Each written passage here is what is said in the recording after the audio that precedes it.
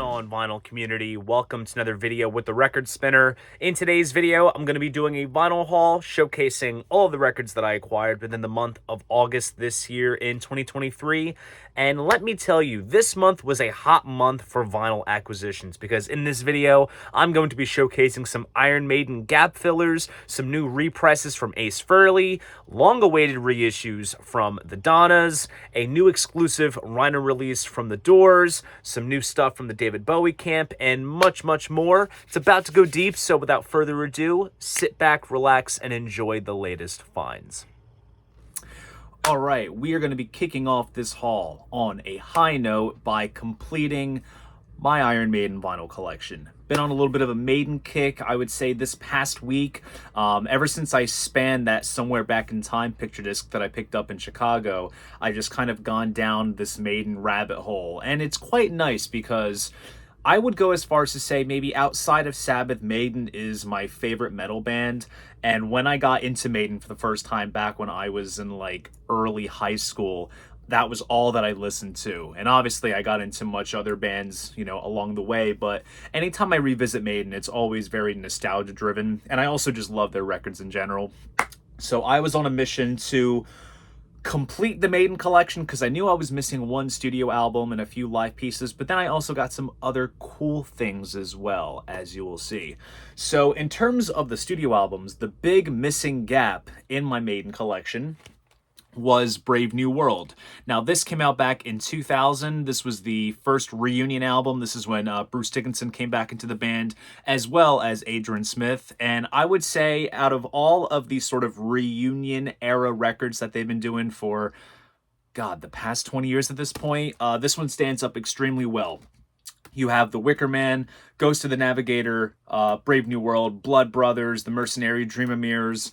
This is an absolutely solid record from start to finish. So very glad to finally have it in the collection. It has been pretty much been out of print for the longest time, and I happened to come across a European copy, so it's finally in the collection.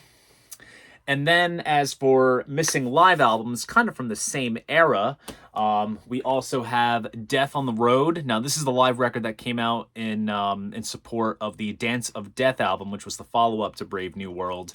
And honestly, out of the reunion era albums, Dance of Death is my personal favorite, so to have a live album from the resulting tour is pretty cool. Honestly, there's a good level of like old hits and the newer stuff on this particular live release. And also the concert DVD is fantastic if you have not seen it.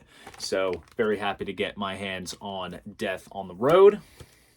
So from just that alone, you know, the Maiden collection is somewhat complete. But like I said, there's some other cool bits and pieces in the form of picture discs. And Iron Maiden loves their picture discs.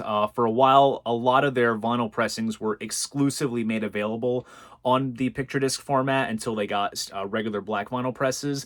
But for these releases here, these are picture disc exclusives, meaning that they have never been given proper black vinyl pressings. Watch, I pick these up now, then they might repress them on black vinyl down the line. That would be my luck. But anyways, the first picture disc exclusive pressing I'm going to show you guys is actually one that I had years ago, and I bought it right around the time that, not when it was brand new, but I remember I got it like when I first started collecting, and then I sold it. And that is Maiden England 88. So this is a live album which chronicles the Seventh Son of a Seventh Son tour from 1988. They released a concert video back in the 80s called Maiden England, and then they re-released it, and they actually expanded the soundtrack with 3 tracks that did not appear in the original video. The DVD for that is great. Also comes with the History of Iron Maiden Part 3 documentary, which is pretty fun. So cool stuff here. Great live shot on the back. And the printed inner sleeves are also cool too because you have all these cool old band photos. And just for the sake of showcasing the picture discs themselves, we have some new artwork there with Eddie on the horse. And then we have some various bits of Seventh Son imagery. And I'll real quick showcase the other one as well, just so you guys can see everything. Cool live shot with the Eddie there. Now, this image here is actually the cover of the original Maiden England video from back in the day. And then there's the mirror ball, which is referenced in the Seventh Son artwork. So glad to purchase this once again and have it in the collection because this is a really solid live release. And then following up somewhere back in time is From Fear to Eternity, the best of 1990 to 2010. So this is the volume 2 of the best of series that they've put out recently. Now they kind of have to update it with the Book of Souls stuff and stuff from Senjutsu. But I remember I got this on CD back when it first came out back in 2011. And this is just a solid primer for everything from No Prayer for the Dying up until the Final Frontier. And this is a monstrous 3 LP set, triple gatefold. Love this bit of design here with various elements from all of the artworks for the albums that this period covers. And hopefully I won't take too much time taking out all of the picture discs and showing them to you. So we have this bit of design here, and then we have the main cover on this side. And let me try to just get everything else in place. And here is the second one. Also cool band shot with the Union Jack behind them, which is pretty cool. And then the third one.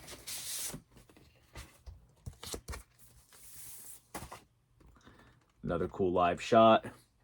And a band shot on the back there. So just from all that alone, my Iron Maiden collection, until they drop something new, is complete. All right, Kiss Army, as well as those in the Ace Cult, as it's referred to in the Kiss Facebook groups.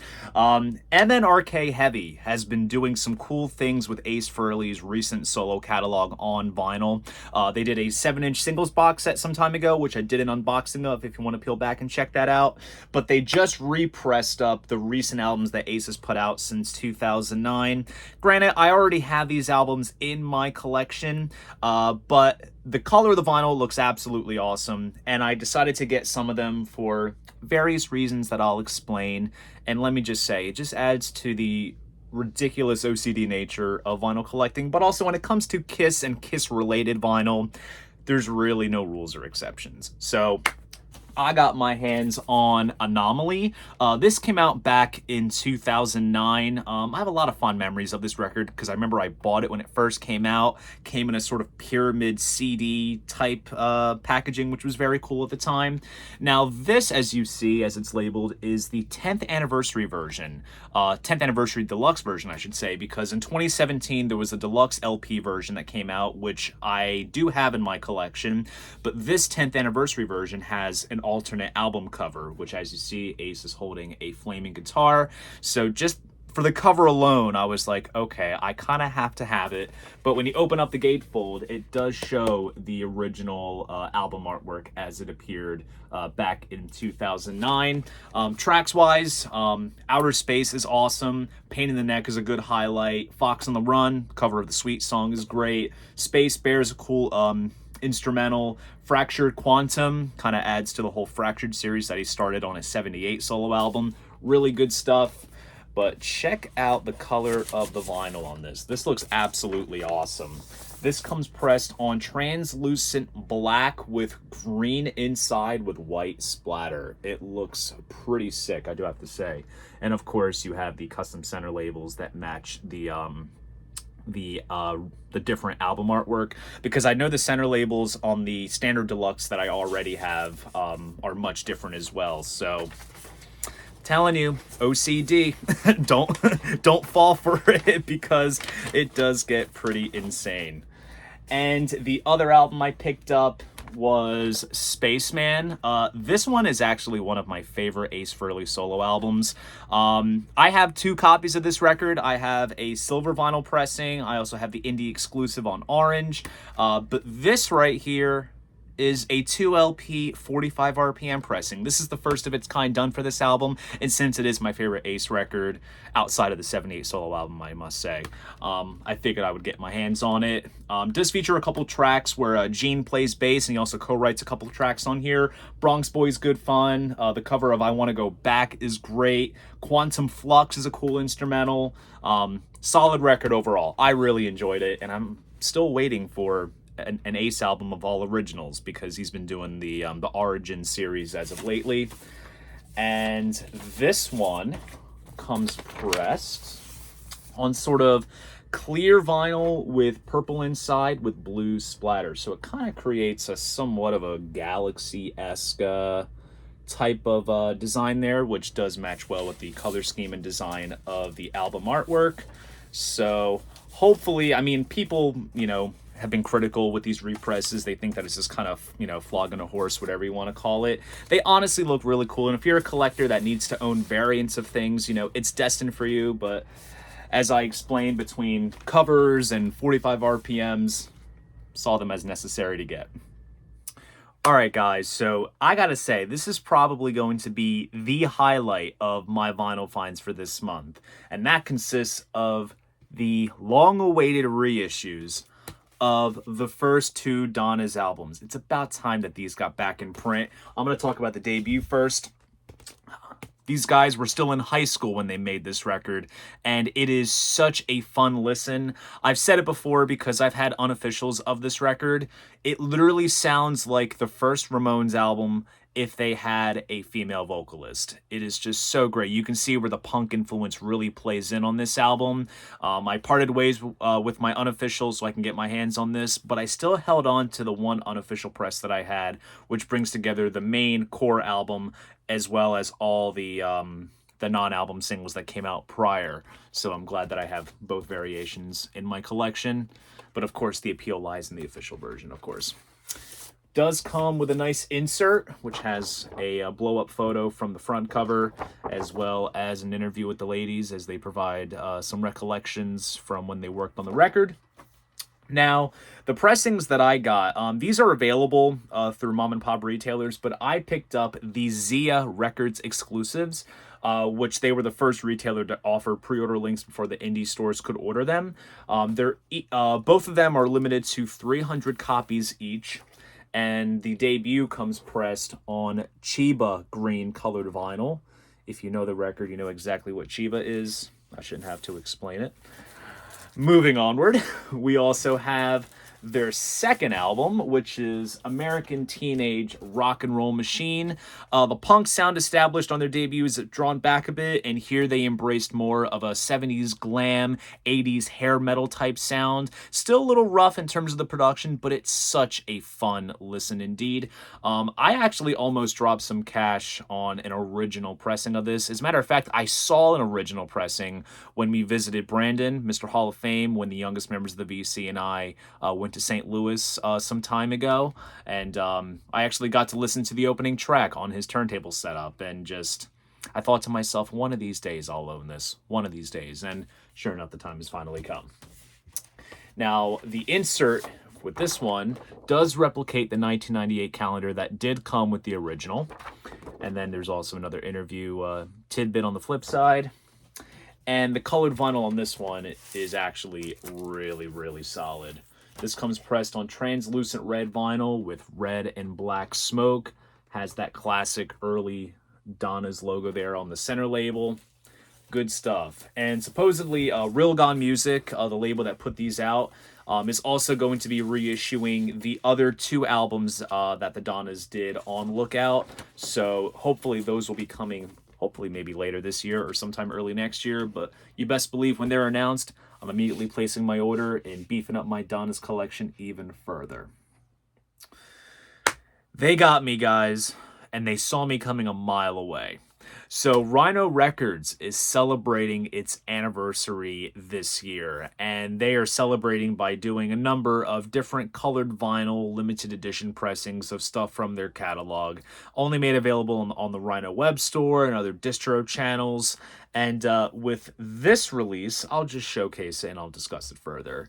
It is The Doors' Golden Album. Now, this right here is a compilation that only came out in Japan back in 1968. So this covers the debut, Strange Days, and Waiting for the Sun. Now, this is only available through Rhino's web store and the Doors web store. Now, I personally will never order from Rhino ever again directly, just because of the shit show it was with the David Bowie Brilliant Live Adventures album. So I got this from the Doors web store, and sure enough, priority mail, it was at my doorstep days after I placed the order, so all was good there. As you can see, the cover has a sort of an outtake photo from the session that appears on the printed inner sleeve of Strange Days, and the back cover uses the same photo from the back of the debut, Japanese text. Granted, you know, it's a reissue of a Japanese release. Where's the Obi strip? It's a little bit of a missed opportunity, but the packaging is faithfully replicated. Opens up here, we have photos of the guys, and we also have all the lyrics translated. I wonder if they're as humorous as most English to Japanese translations tend to go. If you collect Japanese pressings and you see all the inserts with lyrics, you know exactly what I mean. More lyrics and credits, brief discography, and a cool little photo collage there as well, which is pretty nice. Now, granted, since it is called the Golden Album, you would think that it would be pressed on gold vinyl, but that is not exactly the case. It comes pressed on red vinyl, and it has a cool blue Elektra label there, which is really, really solid. Looks great. Mastered by Bernie Grundman as well, so definitely is going to sound solid since he does a lot of Doors stuff. But that is not all that comes with this package. It's not just the vinyl and the fancy gatefold packaging. There is also a 7-inch EP as well included, which has some other tracks on here. I believe some of them actually do appear on the main LP. I think the 7-inch was a separate release, but they decided to include it, which, given, you know, what this is marketing for online, I think it's a decent value. That way you have reissues of, you know, both configurations if you were that kind of Doors fan, to have everything. But when it comes to vinyl pressings and just collecting the Doors, given how there's so much stuff out there because of Record Store Day and all the limited edition stuff and analog productions, it was definitely worth getting for the collection. And also, it's a solid, you know, single LP Doors comp that you know, if I just want the hits and some heavy hitters, put on the turntable, and I'm satisfied. Okay, so it seems like every couple of months I find myself showcasing a bunch of Bowie records in one sitting. And of course, Bowie for me is one of those collectible artists that I do feel is well represented on vinyl, especially in this day and age with all of the indie exclusives, the reissues, the Record Store Day releases. So for me as a collector, it's more or less something that I will, you know, get my hands on just out of impulse. But also, I love Bowie. He was a genuine artist, and I just love all facets of his work. And the big notable release that came out this month from the Bowie camp is the 50th anniversary edition of the Ziggy Stardust and the Spiders from Mars motion picture soundtrack. Of course, this is the concert film that was done at the Hammersmith Odeon on July the 3rd, 1973. This was Bowie's last show as Ziggy, which was documented for posterity on film as well as audio. It originally got released sometime, I want to say, in like the early 80s in very rough shape. They did a 30th anniversary version in the early 2000s, and they just now did a 4K restoration, which looks absolutely stunning. And of course, the soundtrack got a little bit of a facelift since it was newly mixed by Tony Visconti, and it reinstates the Jeff Beck appearances, which were left out for basically 50 years of all the times that this has been released. So he appears on the medley of the Gene Genie and Love Me Do, as well as the cover of Round and Round. So we have as full of a show as we'll get with this particular release. Not that anything else is left out, but this is the real shebang. And I think it's just for that alone that made me part ways with my 2016 copy and get my hands on this. But also, this is a very nice thing to behold. As you can see, because it is the 50th anniversary, we have a nice bit of gold design here. And this is a sort of almost triple gatefold type jacket. We have some cool live shots of Bowie there. and it opens up further, and we have the marquee that was seen in the front of the Hammersmith Odeon. And each LP comes housed in a nice sort of golden printed inner sleeve with various track lists and credits. And this is also a limited edition pressing, which comes pressed on gold vinyl. So there's enough gold to go around with this particular release, and quite excited to experience the full show. And also, this is one of my favorite Bowie live releases in general, so it's cool to have a little bit of an upgraded copy. And then moving onward, if you caught the documentary on the youngest members of the VC's travels to New Orleans, you know that I got my hands on a bunch of those David Bowie 7-inch picture discs.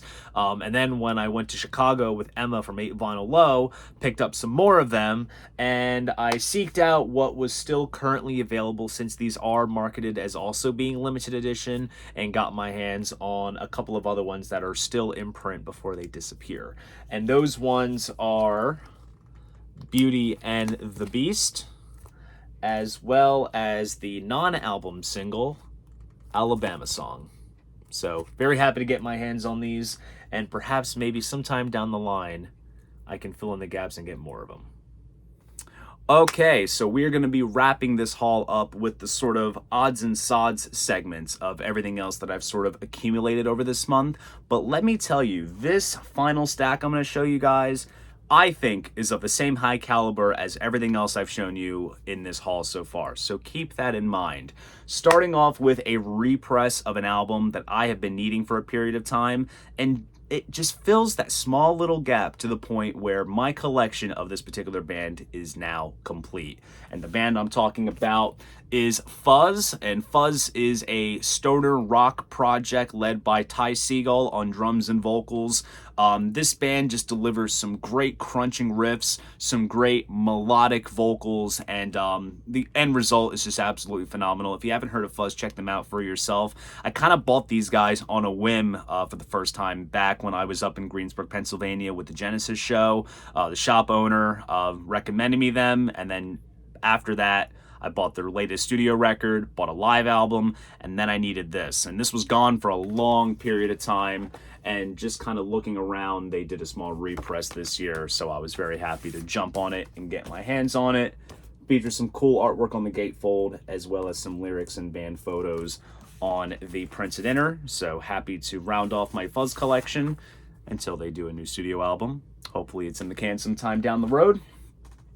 Now moving on to one of my favorite modern metal bands that just released their first live album, and that is Uncle Acid and the Deadbeats' Slaughter on First Avenue. This was recorded over the span of a couple years between 2019 and 2022, all recorded on First Avenue in Minnesota, and these guys are just amazing. I've always said to people that are curious about Uncle Acid, it sounds like Black Sabbath as if John Lennon was the vocalist. That's the best way that I can describe them. But I also did write an article for VW Music saying that they're basically like a 21st century modern day Black Sabbath. But the set list on this album is pretty solid, covers a lot of more recent ground in their discography, along with some older tracks as well from their first couple records. Of course, Bloodlust is the one that everyone goes towards, but even, you know, the more recent stuff is phenomenal. But nah, it's cool to see a live album from these guys, but hopefully we'll see another studio album. It's much overdue. It's been years since they last did one, and I was very happy to get my hands on this particular color variant, which is limited to 2,000 copies, and it comes pressed on purple vinyl, which looks absolutely awesome, and I am saving for when I get to spin this record for a special occasion, because 2 LPs of just great crunching riffs and great eerie vocals, just the whole package when it comes to Uncle Acid is superb. So happy I got this. Now moving on to something that's a little bit out of my wheelhouse. This was actually an album that I reviewed for trackingangle.com, so if you want to go out and check the review, please go ahead and do so. I won't talk about it too much here, because I want to give you an incentive to read the review. But I had a chance to review the latest release by Bestial Mouths. The album is called Rot in My Skin. This is more in a sort of electronic dark wave kind of realm, which is not a genre that I go to often, but I will say this was an enjoyable listen. But I do also feel that it's my duty as a music journalist to not always stick to your comfort zone. You got to embrace something that's kind of outside the box a little bit, and that was the case with this record. And spoiler, I did give it a rather positive review. And like I said, I won't talk about it too much. Check out the review for yourself. And this was actually sent to the publication, and then it was forwarded to me to review it. So first sort of promo type review thing. It's pretty cool. Lately, I have been on a little Beatles kick, mainly because, and I say this as I film this clip, there's been some murmurings about an expanded Red and Blue album and the release of Now and Then, which is the last, new Beatles track, and they used AI with John Lennon's demo and this and that. Well, they haven't made the announcement yet, and the Hoffman forums are just blowing up with speculation, so I've just been in full Beatle mode, and managed to come across this interesting oddity. Not exactly an oddity, because it's not really an album that I go back to often, but in terms of having another copy on hand, I figured why not. The album I'm talking about is Beatles for Sale, and this right here is a 1995 Parlophone pressing in mono, and it's also direct metal mastered from a digital source as well, so this will stand alongside my respective 2012 stereo and 2014 mono pressings. Just to have something that I don't have to, take out of the box is nice. Gatefold jacket, of course, but it doesn't replicate the opening that's inside the gatefold. It comes out on the outside. But also, I do have to showcase the interesting choice of label here. They use like a sort of later period Parlophone label, as you see there. Hopefully you can make that out. It's not that black and yellow Parlophone label that most people that have the original or even the reissues are used to. So I found that kind of interesting. But just as a basis of comparison, it's nice to have another mono copy on hand. Also recently, I caught Ghost at the Freedom Mortgage Pavilion in Camden. Phenomenal show. And of course, there was some vinyl being sold there. When it comes to buying vinyl at a show, it always lasts longer than the $45 t-shirt that one would buy, such as the one that I am wearing. They're celebrating the 10th anniversary of Infestissimum, so I had to get that shirt. It's my favorite Ghost album. And the vinyl offering that they were offering for this tour is, of course, their newest EP, Phantomime. This right here is a tour exclusive. And I also believe this is up on their web store as well. And they were selling this for $20, which is very fair given that concert merch tends to be a little on the pricey side. But this comes pressed on sort of Coke bottle greenish colored vinyl, which is cool. So now I have 3 copies of this EP between this tour edition, the Impera box set, and the web store Dreamsicle version. So can't say no to a vinyl souvenir from a show. And then last but not least, this particular album celebrates its 10th anniversary this year, and Matador did a cool anniversary colored pressing of it, and that is Kurt Weill, Waken on a Pretty Days. Philadelphia's constant hitmaker, self-described constant hitmaker, but this album is absolutely solid of Kurt's. The title track just has like a nice sort of southern Skinner twang to it, which is so great. KV Crimes is a bit more rocky, Stonesy type thing. Never Run Away is just like pop perfection, basically. And then you have other cool highlights on here, like Gold Tone, which is a cool long jam kind of tune. Cool stuff. You might notice the cover is different, and that's because this is another web store exclusive, where the graffiti that's on the wall here, which actually this is a mural that exists in the Fishtown area of Philadelphia. They covered it because this little fancy version of the album gives you a sticker sheet where you can kind of design your own album cover, just like the first original pressing back in 2013. Now, for the sake of collectability, I'm going to keep a sticker sheet intact and I'll keep the cover intact, but I just thought it was very cool to own. And also, the color choice for this is solid, because you just saw the album cover. And also, I should mention, there's a yellow vinyl indie exclusive out there as well. But this comes pressed on split color blue and yellow vinyl, which obviously, as you saw the cover, fits the color scheme quite perfectly. Looks absolutely gorgeous. And since I kind of turned my best friend Chelsea, aka the record spinner, onto his work, I was very happy to part ways with my standard black copy that I had for several years. Give that to her so I can get this upgrade. So she'll appreciate it big time. But I'm very excited to revisit this album for its 10th birthday, since it's been a hot minute since I span it on the turntable.